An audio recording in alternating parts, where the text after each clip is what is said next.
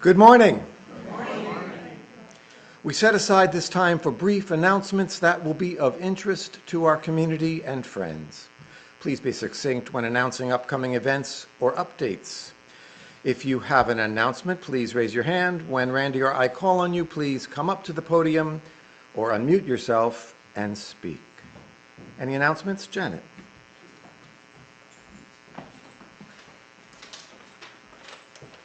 Okay, I have 3 announcements. Today is 4th Sunday, and we're taking our second collection for the Salinan tribe. Number 2, we have a new benevolent fund administrator. Judy Butler has been our administrator for many years. Of course, she's back in Texas, so the Board of Trustees nominated Dolores Muir, and she's accepted the position, so she'll be doing that. And for those of you, yay! Thank you. Where did Dolores get? Anyway, for those of you unfamiliar with it, the Benevolent Fund serves as a critical safety net, offering immediate financial assistance to UUC members and friends facing hardships. Support may also be given to known community members experiencing a financial hardship. All requests are reviewed by the fund administrator, who makes a final decision, and all applications are confidential. So just so everyone's aware that we have it, it exists, and it's there for you, anybody who's in trouble. Thirdly, on March 15th, immediately after the service, we're going to have a brief congregational meeting, and this will be to vote on the proposed distribution of the 2025 excess funds. There is a notice, or there will be a notice in the weekly newsletter, and so please check it out. And I'll probably have an email blast sent out with the proposed breakdown, so you can all take a look at it before the vote. Okay, thank you. Randy. Good morning. I don't know if many of you know that I've become a member of the Lions organization, Lions Club of Cambria, and they're very much into supporting sight and blindness, etc., those kind of programs. And one of them is eyeglass recycling, and they put me in charge of it. Yay! So guess what? This box will be sitting in the lobby, or narthex for you church-type people, and it'll be just sitting there. And if you happen to have a pair of prescription glasses, doesn't matter if they're sunglasses, reading glasses, or just plain glasses, then just bring them with you and just drop them in the box. That's all you have to do. I will collect these, and these will be in 10 different locations around town, and once a month I'll collect them and send them to a recycling center in Northern California, where they clean them up, repair them, measure them, and distribute them to people around the world who need eyeglass support but can't afford it. So this is a really good program. And besides, you cannot take your prescription sunglasses or prescription glasses to a thrift store for them to sell, because they can't sell them. But the thrift center over here on Main Street, you can take it there. They do collect them. So and there's an article in the Cambria Ka that describes where all the centers are. But if you happen to have spare prescription glasses you don't need, just bring them to here or to one of those locations. That'll be a good thing. Okay, yes, sir.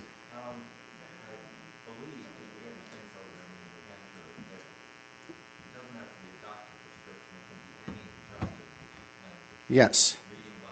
Yes. Yes. Anything that is not just clear glass. The only thing that we don't take would be non-prescription sunglasses. So I'll have a nice collection of sunglasses, which those can be sold at a thrift store, but I can't recycle those. Okay, so that's that. My second announcement is that tomorrow at 4:30 on Zoom is our monthly worship committee meeting. So if you're on the committee, please be there, and Steve, you're going to be invited as well. Okay, or both of you. Okay, that's it.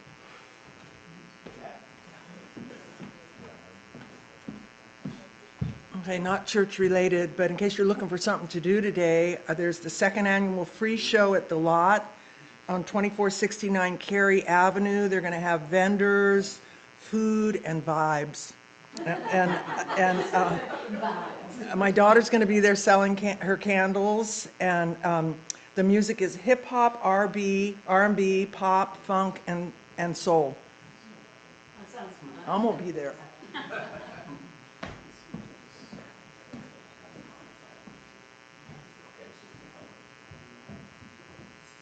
All right, Tom, come on in. Tom's next.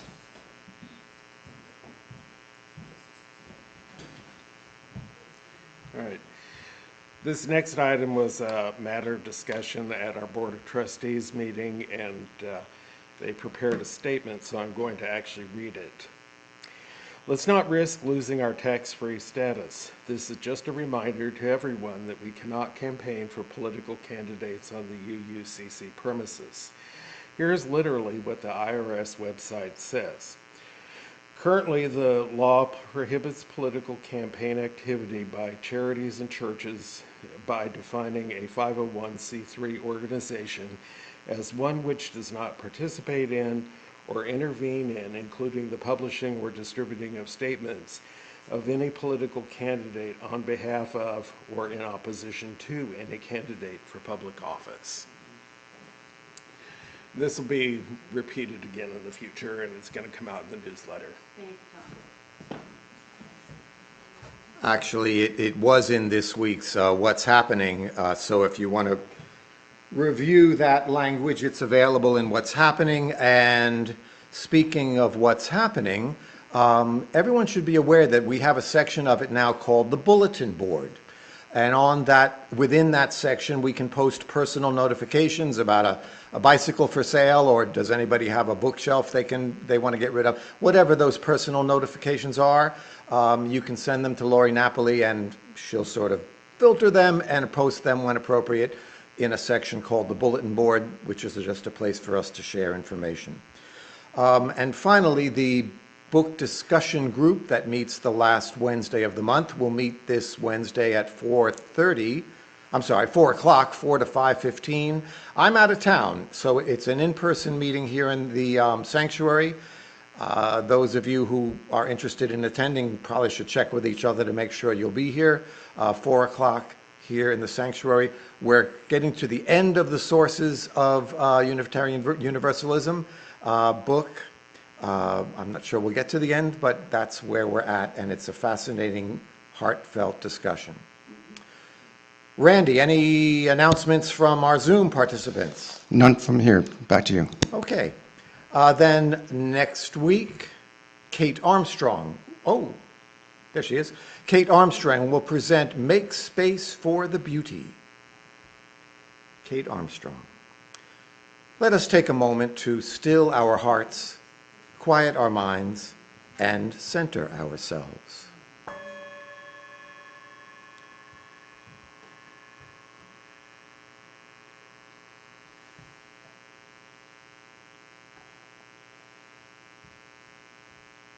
May we never become complacent, faltering in our effort to build a world of peace. Let the nations know and understand that justice and right are better than dominion and conquest.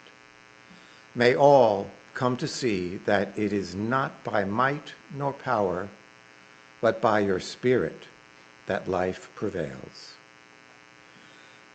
Those words from a Sabbath prayer in the Mishkan Tifla. Michael will light the chalice here in the sanctuary. Those of you at home are invited to light your own chalice now.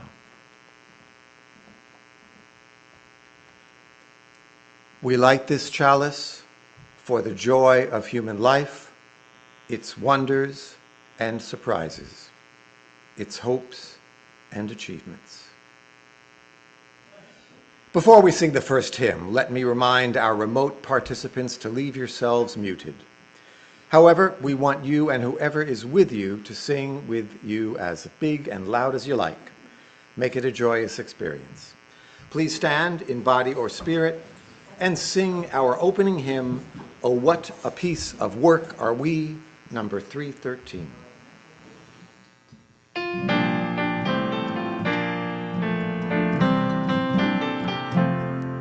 Oh, what a piece of work are we, marvelously wrought, the quick contrivance of the hand, the wonder of our thought, the wonder of our thought. Why need to look for miracles outside of nature's law? Humanity we wonder at with every breath we draw, with every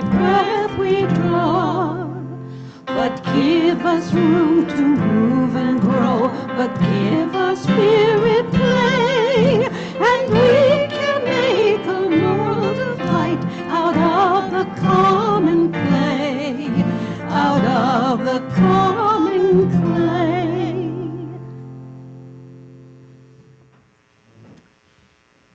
Welcome to the Unitarian Universalist community of Cambria. Good morning.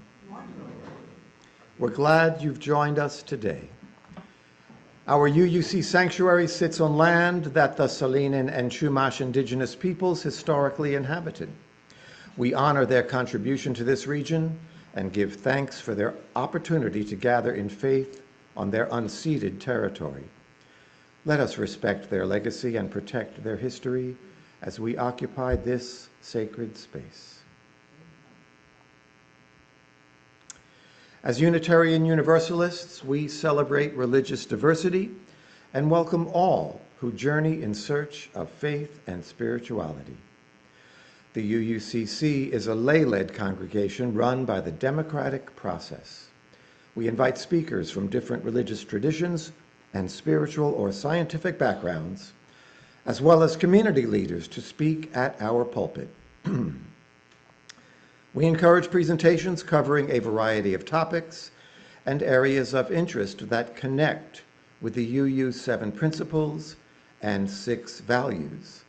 Those are equity, transformation, pluralism, generosity, justice, and interdependence, with love at the center.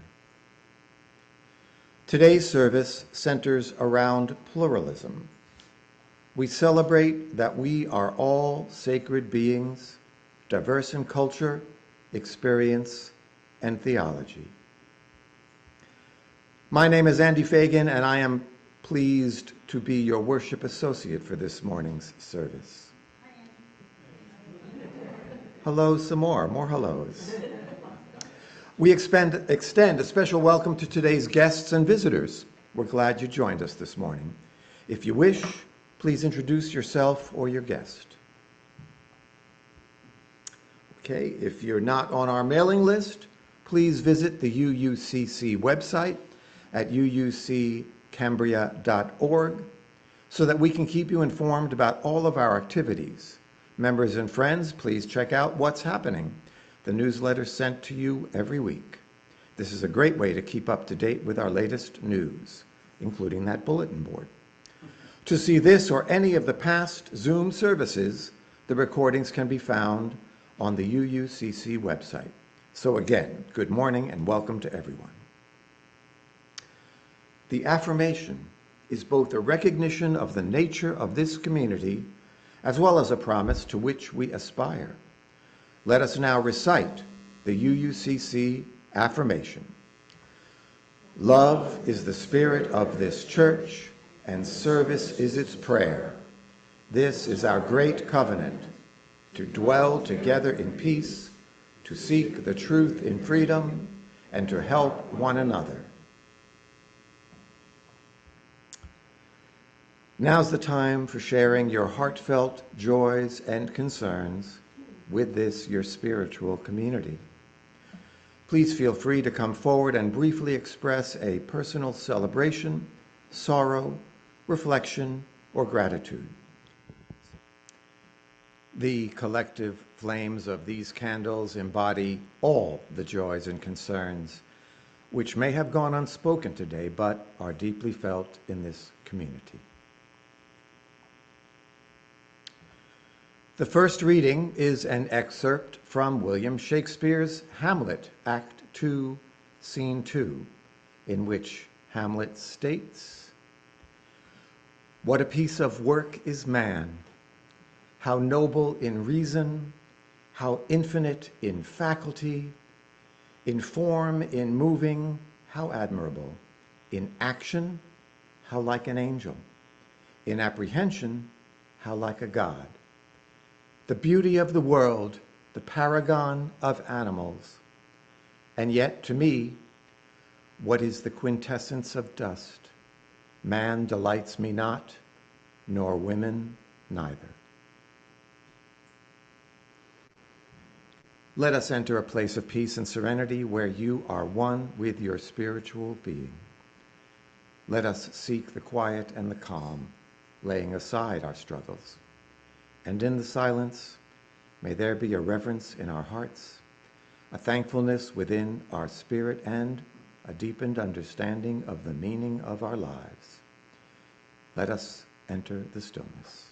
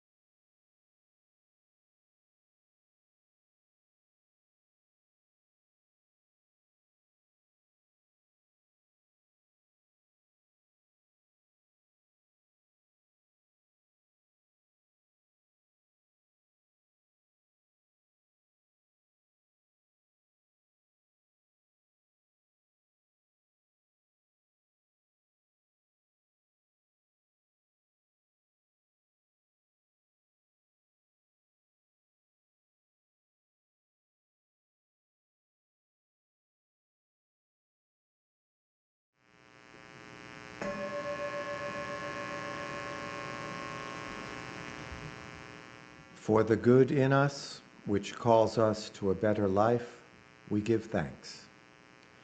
For the strength to improve the world with our hearts and minds and hands, we give praise. For the peace in us, which leads us to work for peace, we are grateful. Amen.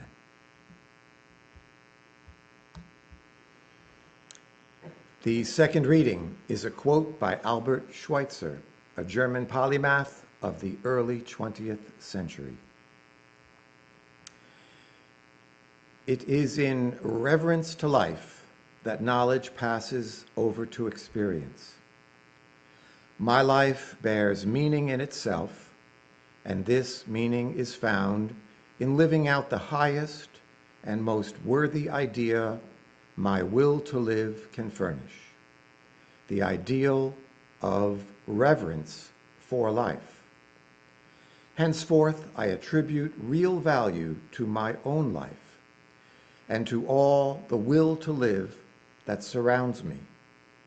I cling to an activist way of life and create real value.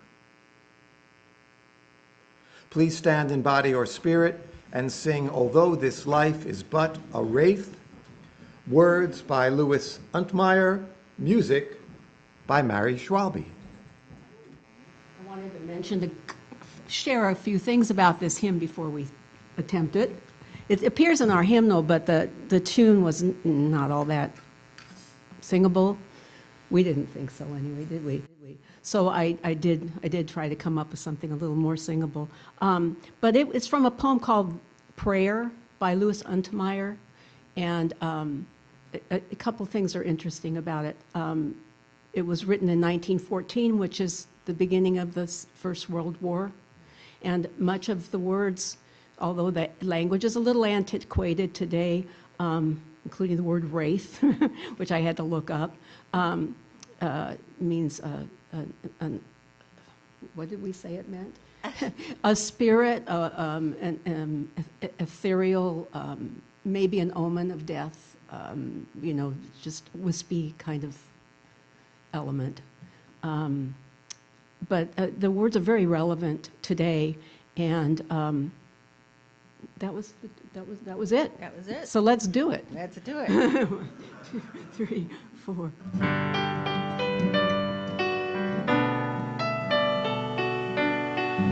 Although this life is but a race, although we know not what we use, although we grow with little faith, give me the heart to fight and lose. Open my ears to music,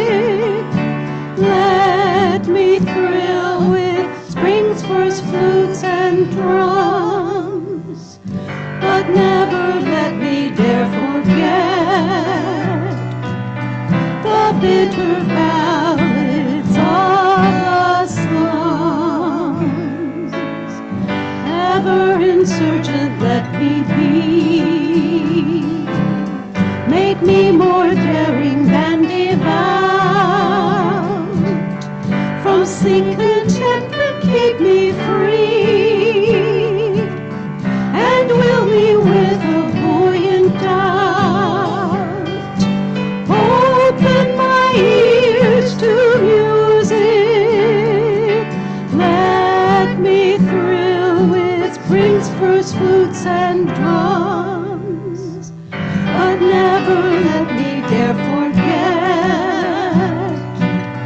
the bitter ballads of the slums, from compromise of things half done. Keep me with stern and stubborn pride, and when at last the fight is won, oh, keep me still unsatisfied. Today's talk is titled Finding My Spirituality, to be delivered by Mike Broadhurst.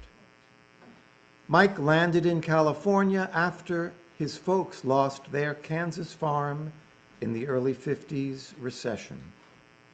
After high school, he finished a PhD in chemistry at UCLA, then 2 more years as a postdoctoral fellow at Berkeley. The next 2 decades were spent raising a family while rising to head of research and development for a global agricultural company's North American business. This included a 4-year assignment living and working in England. A merger of that company followed that prompted a life decision and change in mindset. He and his wife Carol chose to retire early from real jobs to buy and renovate a farm near Cambria. 24 years later, they sold that business to move into town last May. Mike? See if I can avoid tripping. Okay.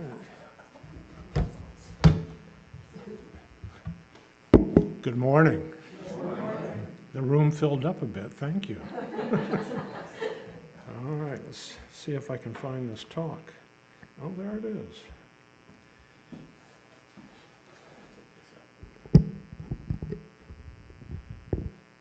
Can you hear me okay? Yes. Good, thanks. Here we are today in this beautiful sanctuary. Its 4 walls temporarily safeguarding us from the ordeals and uncertainty of the outside world. A room that resembles the rooms we were born in, with 3 physical dimensions. I spent most of my life comfortably living in these 3 dimensions: length, width, and height. And I neglected another dimension, the spiritual dimension, that seemed available and important to other people. I didn't see it, I didn't feel it, and I didn't need it. Blessed with peace in my life, particularly since saying goodbye to corporate work, I never saw that I might find a benefit from such a dimension.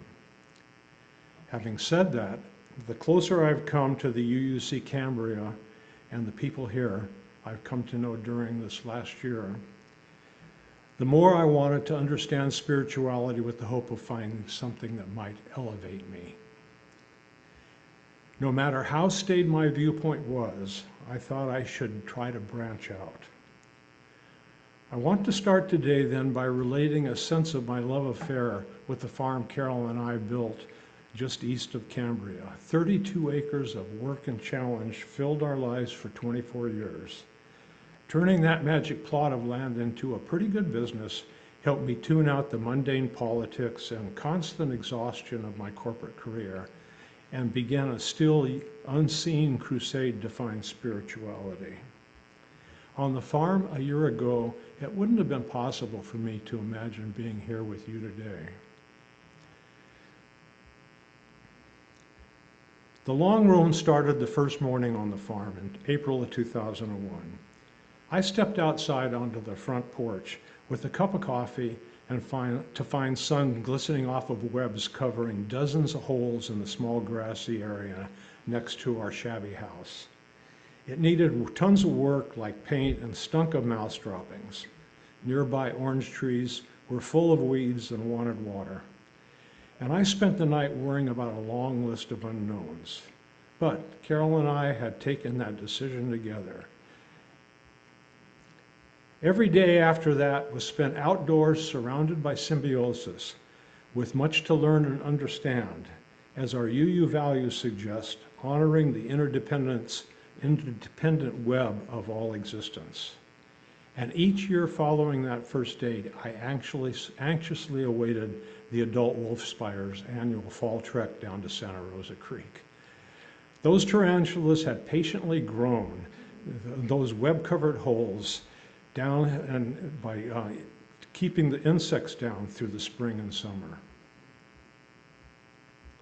I slowly came to understand how every plant, animal, bacterium, even viruses fill a niche in nature. So do we. The many of you I've already called friends, like those tarantulas, we each have our role in the world.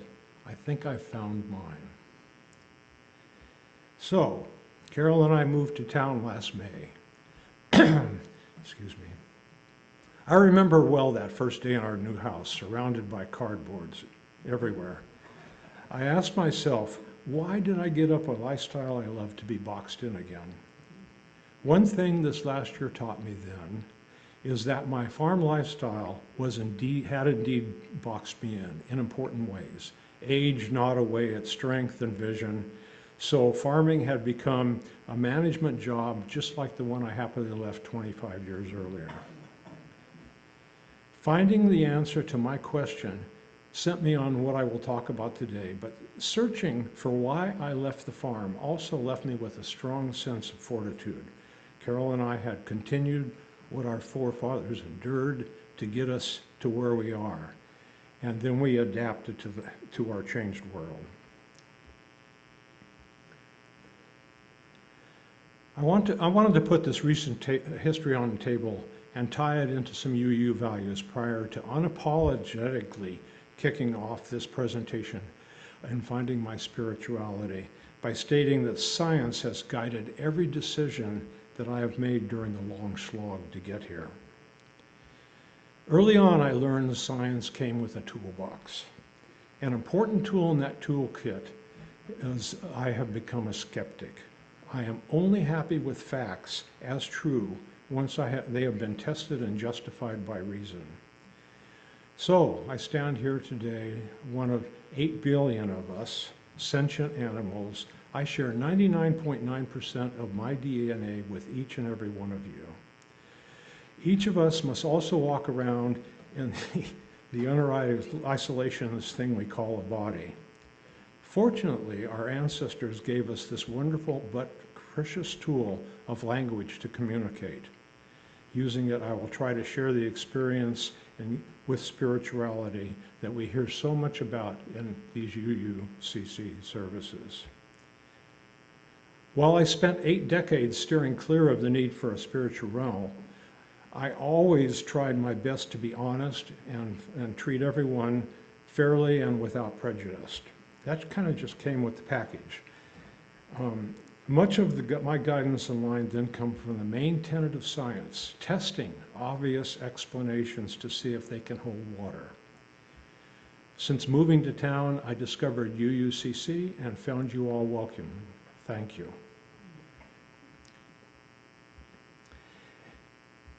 It might be hard to believe how attractive it's been to a man who spent much of his life doing everything on my own. I want to particularly call out that I felt a great deal of brotherhood and a like-mindedness with the gentlemen that I've come to know in the men's group.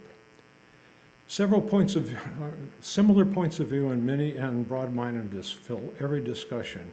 It's also important that the people I've met here haven't been taken aback by the fact that I don't believe in a God or any form of transcendentalism. Recent experience with Cambria's UUC has elevated me out of my settled ways of thinking and led me to a question why I have never had a need for a spiritual marrow. I began to search to fill this emptiness. Early on in the hunt, I talked with Diane DeMarco about UUCC membership. She gave me the UUCC pocket guide, which I was going to hold up, but I forgot.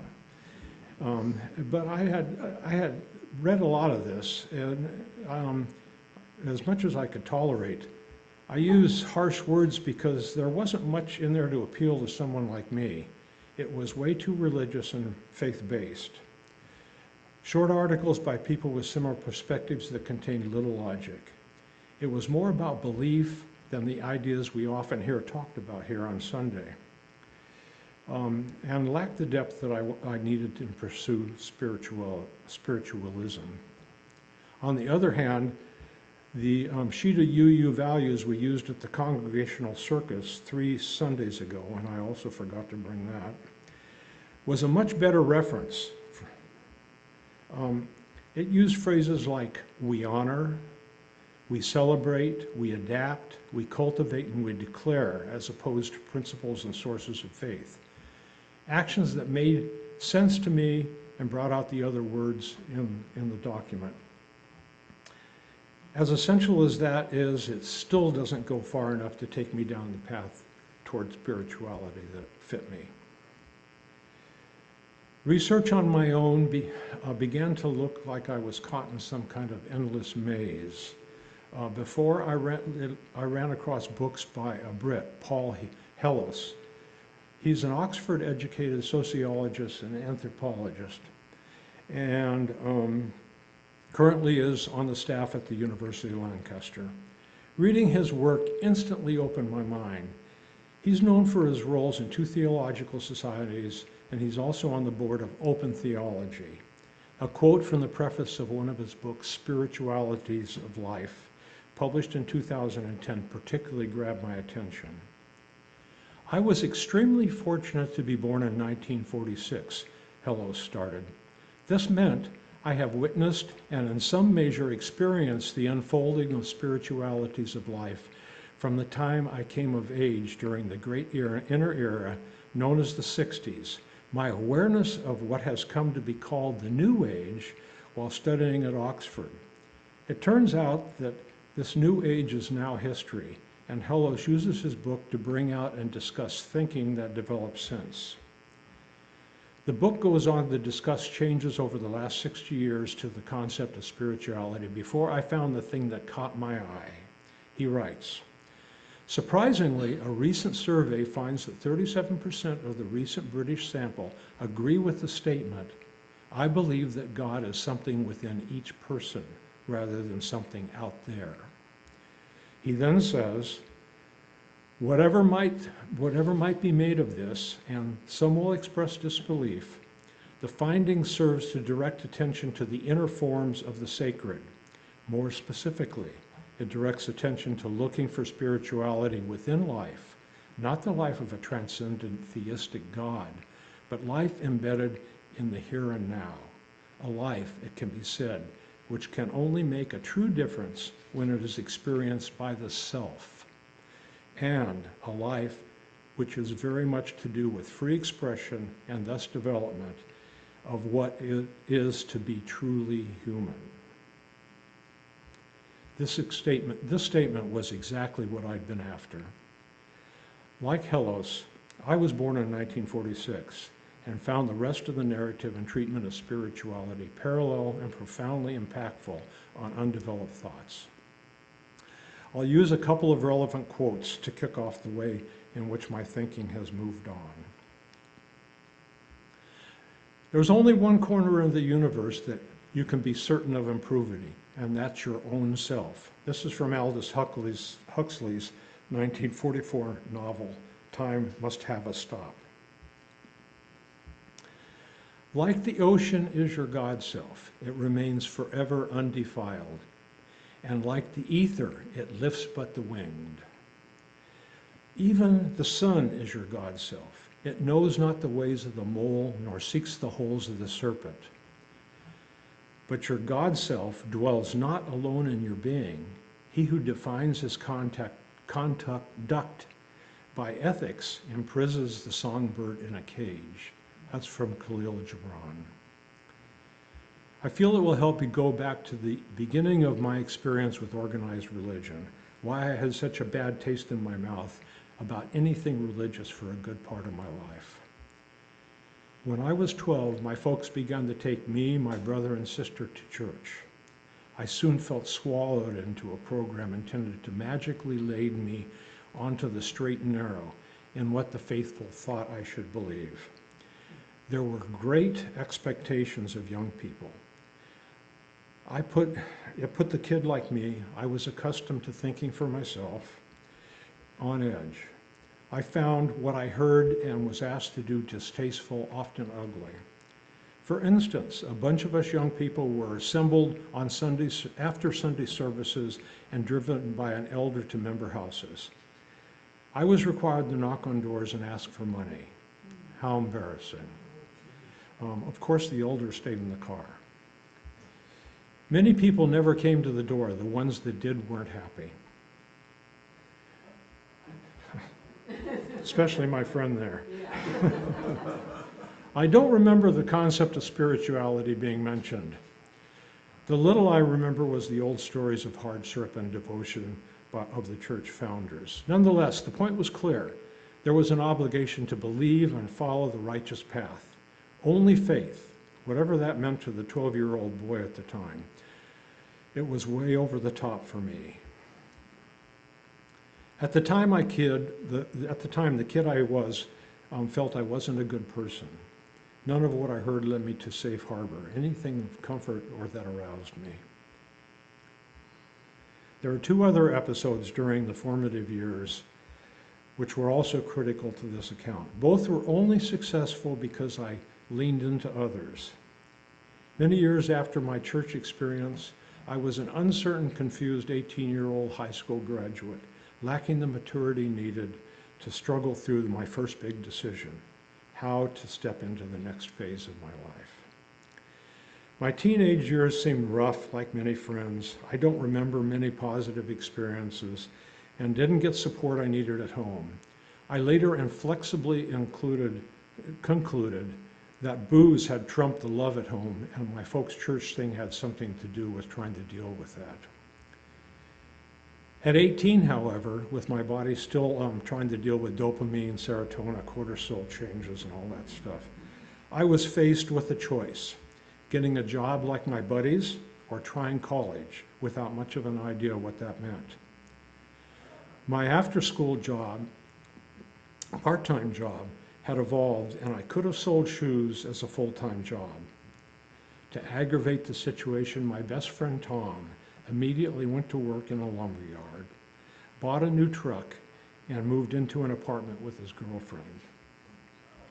My grades in high school were more than good enough, but my main outside activities were to hang with the guys, bullshit, smoke cigarettes, and try to find some beer. So I had applied to the local college that had just changed its name from Orange State College to Cal State Fullerton and was accepted. I didn't have much of a clue of what I wanted to do. I finally settled on giving college a try and continuing to work part-time. Ambition and direction were completely missing. Today, I can say with certainty that the intervening 60-plus years proved memorable thanks to two special people that came into my life and helped me find my way. Dr. Don Shields, my freshman chemistry instructor, and later my wife Carol. I still clearly remember a day in the middle of the first semester sitting in a class of several hundred other freshmen in a big lecture hall they used for 101's classes. Don asked a lot of questions and usually looked for raised hands. A shy kid, I sat in the middle of the hall so I could see and hear well, but never raised my hand. This time he looked my way and pointed. "Mike, how do you get water out of acetic acid?" he asked. I remember stammering around a bit before I admitted I didn't know. He impatiently said, "Add acetic anhydride." I sat there embarrassed. Oops. Excuse me for a second.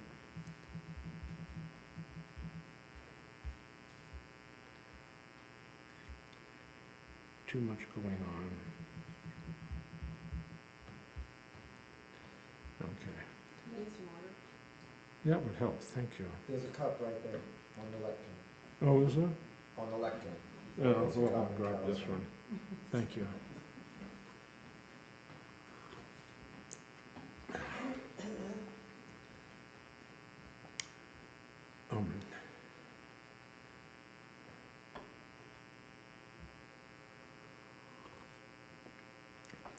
As bad as that moment had seemed, he soon took me under his wing. To keep a long story short, today I give Don 99.9% of the success I had in becoming a chemist and more generally a good scientist.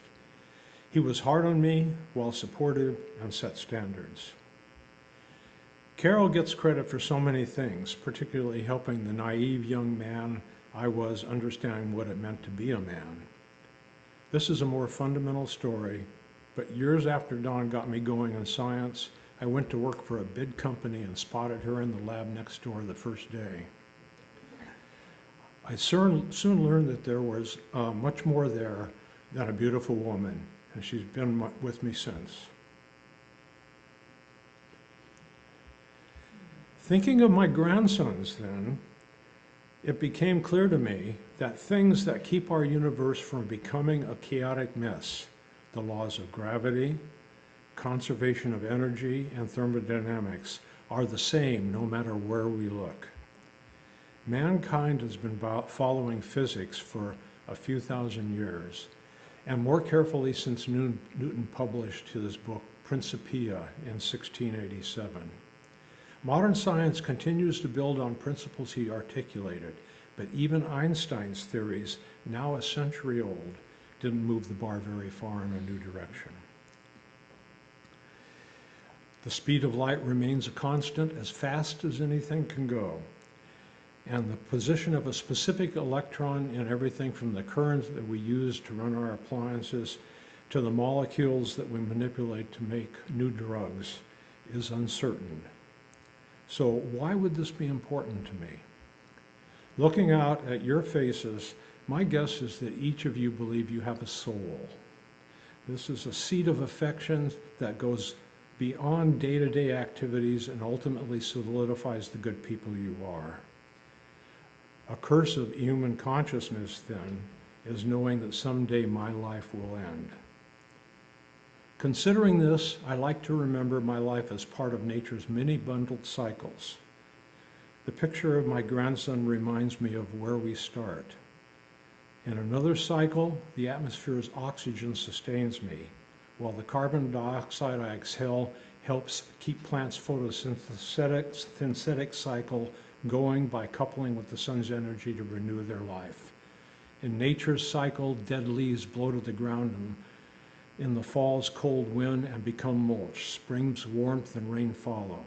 The mulch retains water and liberates nutrients to work with the plant's photosynthesis and a host of microbes so that the plants can use the carbon dioxide I exhaled to grow and produce flowers and begin the cycle again.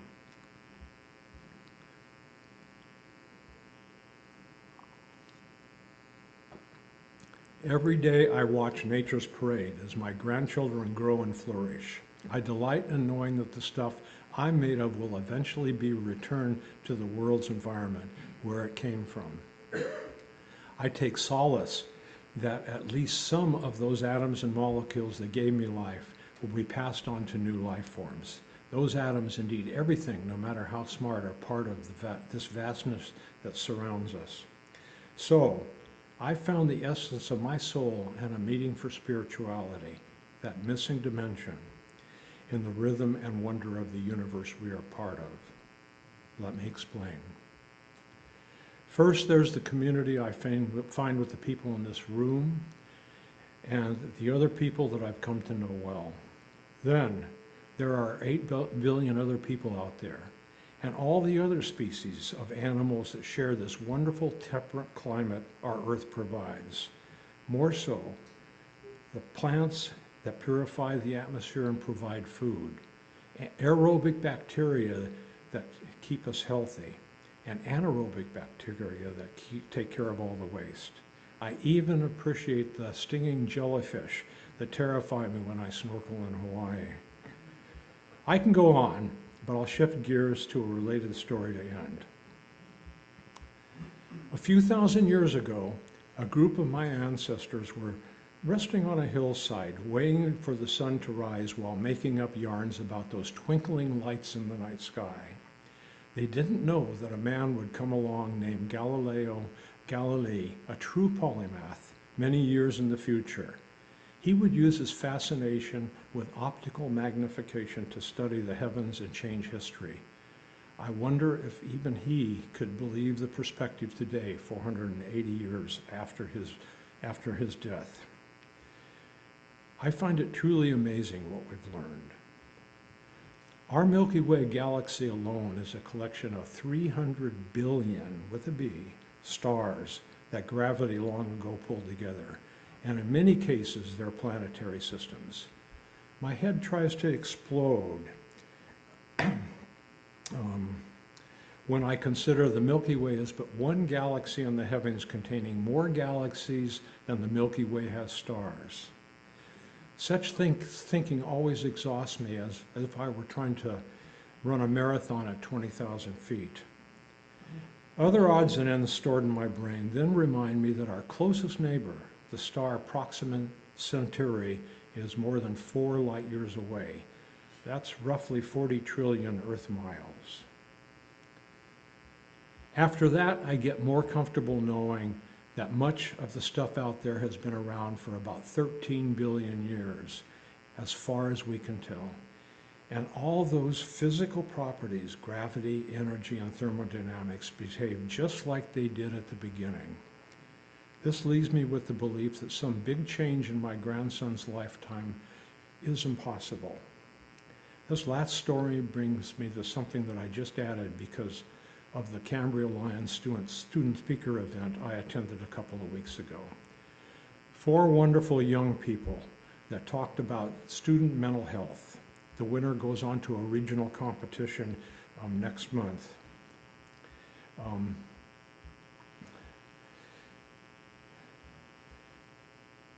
My talk today then is about something that's important to me.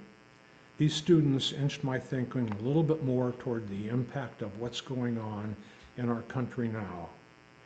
What has previously happened to immigrant communities and the historical impact of tragedies like Japanese detention camps, restricting North Americans, Native Americans to reservations, slavery, and more in American history. The abuse of our government has chosen to inflict makes me wonder. Historians generally acknowledge that the great thinkers of Athens 2,500 years ago stimulated a turning point in mankind's history. Some of us had by then begun to value personal well-being alongside the struggle for survival. Today we can look back over those 2,500 years since those Greeks. All the technological change, so much more conflict, but small steps like the United States. Again, recent history makes me wonder about the future for our young. Has stagnation in the way governments now deal with citizens led us to a time for another turning point? Maybe a major inflection point? Maybe even a need to change the paragon of democratic virtue, the U.S. representative system? This spirituality I now pay attention to begs me to get involved in positive ways beyond being satisfied that my life has followed nature's cycles. I can ask myself what small steps I can take to better the world, for my grandsons, for those student speakers who will inherit our world, and for everyone. I believe becoming part of the empathy and open-mindedness of this UUCC community was a step in the process of making this happen. So I'll finish my words today by leaving you with one more quote from Edgar Allan Poe. "Those who dream by day are cognizant of many things that escape those who only dream at night. Thanks for listening.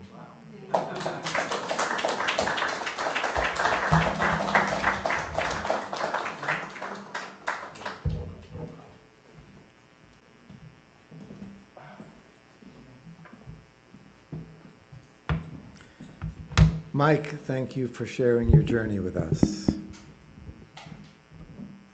The morning offering will now be given and received.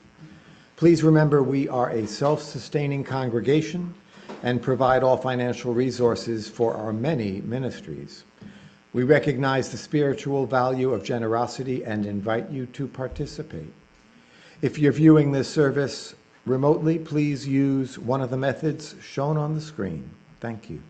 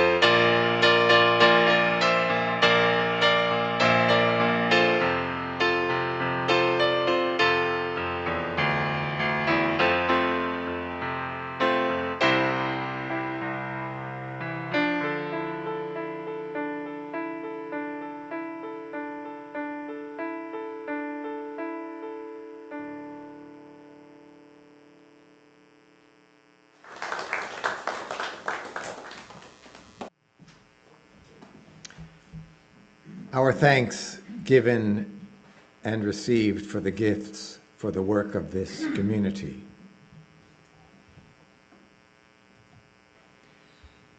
Please stand in body or spirit and sing the closing hymn, Blue Boat Home, number 1064.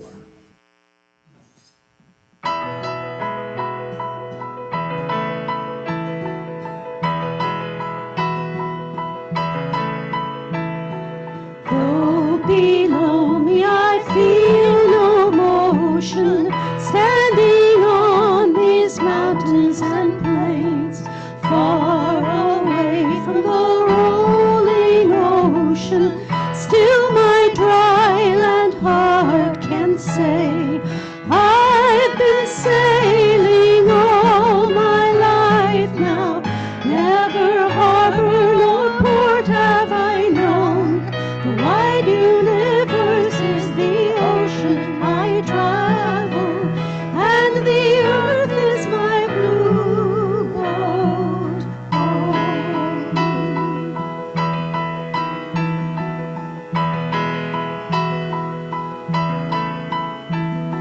Sun, my sail, and moon, my rudder, as I ply the starry sea, leaning over the edge in wonder, casting questions into the deep, drifting here with my ship's companions, all we kindred pilgrim souls, making our way by the lights of the heavens in our beautiful blue boat home.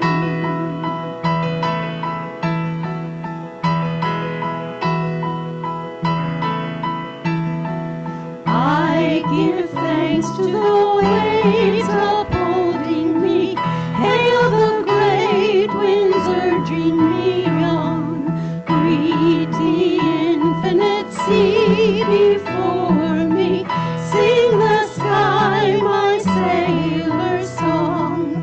I was born upon the fathoms, never harbor or port have I known. The wide universe is the ocean I travel, and the earth is my blue boat home.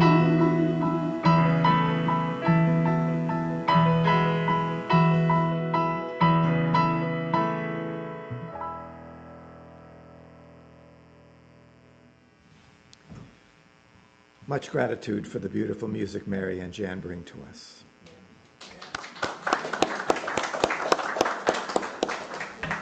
As we prepare to extinguish the chalice, let us recite the valediction. We extinguish the flame of this chalice, and we know that the light of truth and love and the warmth of this community go with us until we meet again. Please extinguish your chalice at home now.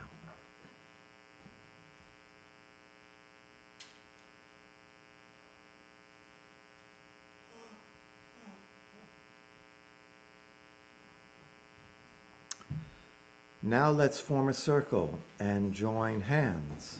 Mike? May this sanctuary remain a place of peace, friendship, and the betterment of mankind. That was wonderful. Thank you.